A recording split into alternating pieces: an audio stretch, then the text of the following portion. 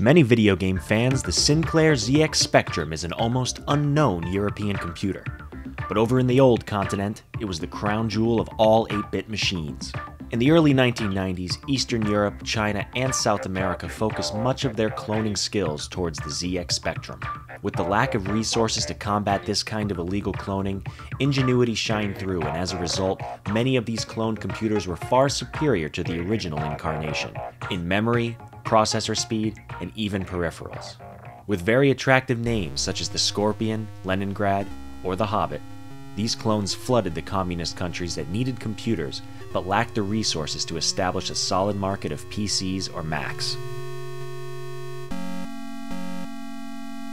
So as history progressed, fast forward to 1995. One Russian programmer nicknamed Nikodin, a big fan of Broderbund's hit Prince of Persia, utilized one of these super spectrums to program a faithful adaptation of the original game.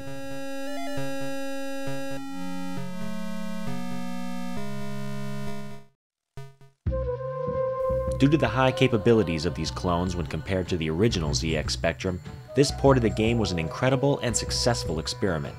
The game blended 16-bit animation with the iconic Spectrum color palette, a medley of colors that I still personally love. However, this is not a complete game. Only the first level of Prince of Persia was programmed and made available.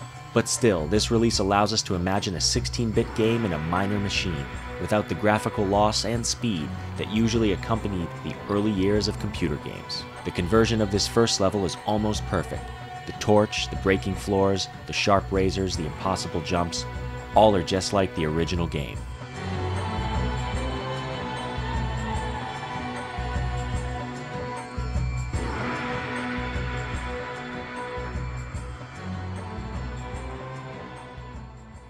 Obviously, the swordplay was also present, and animated almost perfectly. After finding the sword, you are able to beat all the thugs of the evil Vizier Zervan. There was another port for another computer, often mistaken as a Spectrum clone, the Sam Coupe.